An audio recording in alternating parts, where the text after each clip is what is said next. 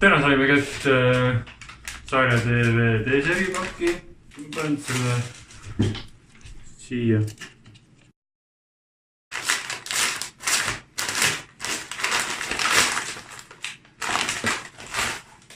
D-soft ja kogu pask.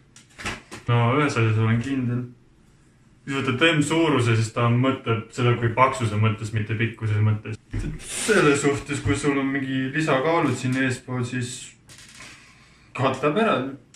Igatahes särk paksust ei tee. Tulemused selline. Kahjuks seda küle peale saa, aga no maksin küll liiga palju selle eest, et kanda seda.